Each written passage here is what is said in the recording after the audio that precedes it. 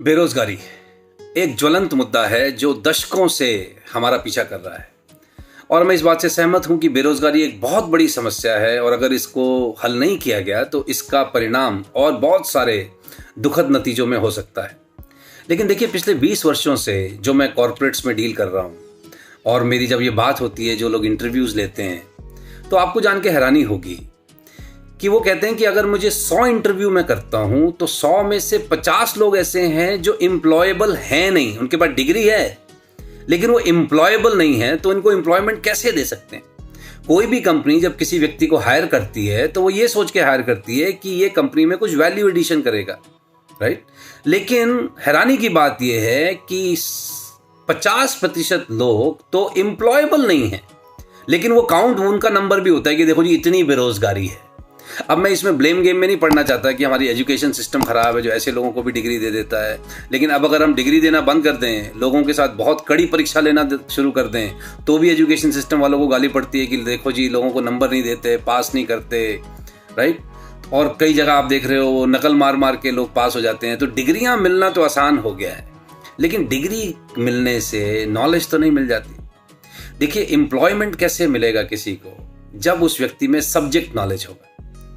अगर subject knowledge नहीं है तो कोई कंपनी आप पर टाइम इन्वेस्ट क्यों करना चाहेगी? Subject knowledge is a must.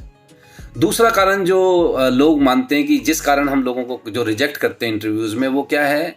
उनके प्रॉपर एटिकेट्स, अपीयरेंस, उनकी प्रेजेंटेशन यानी पर्सनालिटी, उसके अभाव में कई कैंडिडेट, कई बार शायद सब्जेक्ट नॉलेज भी उनके है, लेकिन क्योंकि वो इन 3 चीज़ों में ठीक नहीं होते तो अनफॉर्चुनेटली रिजेक्ट हो जाते हैं और इनकी गिनती भी फिर बेरोजगारों में होती है। अच्छा, कई लोग किसी कारण से सेलेक्ट भी हो जाते हैं, लेकिन कुछ समय के बाद फिर परमानेंटली बेरोजगार हो जाते हैं।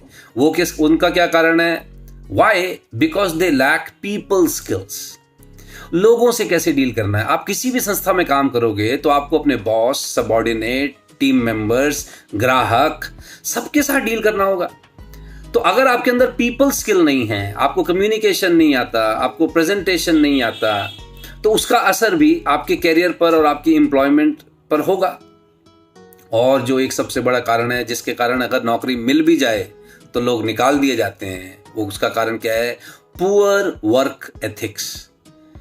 देखिए दोस्तों, आप और मैं आजकल बहुत प्रभावित हो जाते हैं कई बार जब हम सुनते हैं कि इस देश में आजकल 5 डेज वर्किंग है, इस देश में तो अब 4 डेज हो गया है, और हम हिंदुस्तान में भी उस चीज़ की अपेक्षा करते हैं। देखिए, आप सोच के देखिए, जो देश अभी डेवलपिंग है, जो बड़ी मुश्किल से 5, 6, 7% GDP ग्रोथ है, आप वहाँ अगर अभी से काम करने वालों की संख्या कम कर देंगे और हर इंडस्ट्री को सॉफ्टवेयर इंडस्ट्री के वर्कर्स से आप तुलना करेंगे तो आप अपना ही नुकसान कर रहे हैं। यहाँ अगर आप लोगों से पूछो, अगर आपका 8 घंटे की शिफ्ट है तो जो लोग शॉप फ्लोर पे काम कर रहे हैं ना, मजदूर, वो तो अपने 8 घंटे के 8 घंटे पूरा काम करते हैं क्योंकि उनकी हर गतिविधि मॉनिटर होती है। लेकिन ये जितने लोग ऑफिसेज में बैठे हैं, इनके 8 घंटे की प्रोडक्टिविटी क्या मेजर होती है? पुअर वर्क एथिक्स के कारण कई लोग अपनी जॉब को रिटेन नहीं कर पाते। और जो एक सबसे बड़ा कारण है जिसके कारण लोग अनएम्प्लॉयड रह जाते हैं, वो क्या है? Poor emotional intelligence. जिनको अपनी भावनाओं पर नियंत्रण रखना नहीं आता, जिनको नहीं पता शायद कि आपके इमोशंस को आप कंट्रोल कर सकते हैं, जरूरी नहीं है कि आपको इमोशंस के कंट्रोल में रहना है। तो देखिए, अगर हम इन चीज़ों पे काम करें, अगर हम अपनी सब्जेक्ट नॉलेज को थॉरो करें, सिर्फ इसलिए ना पढ़ें कि पेपर में नंबर लाने हैं। देखिए, आप पेपर में नंबर ले आएंगे, लेकिन अल्टीमेट जो पेपर है to get employment, to get promotion, to become successful in life, वो तो सब्जेक्ट नॉलेज से होगा। तो आज के समय में, गूगल टाइम में, आपको सब्जेक्ट की अगर नॉलेज नहीं है तो ये तो देखिए पाप है। इसका मतलब आप में स्वयं अपने पर काम करने की इच्छा नहीं है। तो सब्जेक्ट नॉलेज बढ़ाइए, अपने एटिकेट्स की ट्रेनिंग लीजिए, प्रेजेंटेशन सीखिए, ओके, अपने एटीट्यूड पे काम कीजिए, अपना पीपल स्किल्स सुधारिए, ओके, अपने वर्क एथिक्स को मजबूत रखिए।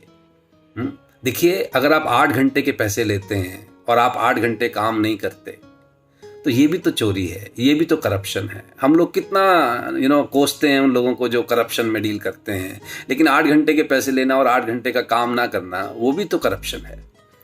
तो अगर हम इन बेसिक कुछ चीज़ों का ध्यान रखें तो हम हिंदुस्तान से बेरोजगारी की समस्या कम करने में कम से कम अपना कुछ योगदान तो दें। हम पहले एम्प्लॉयबल तो हों, तब कंप्लेन करें कि एम्प्लॉयमेंट नहीं है। ओके, तो आपकी और मेरी जिम्मेदारी है हम एम्प्लॉयबल हों, हम एम्प्लॉयबल बने, अपने पर मेहनत करें, और फिर मुझे लगता है कि हमारे को एम्प्लॉयमेंट के मिलने के चांसेस थोड़े ज़्यादा हैं। Think about it.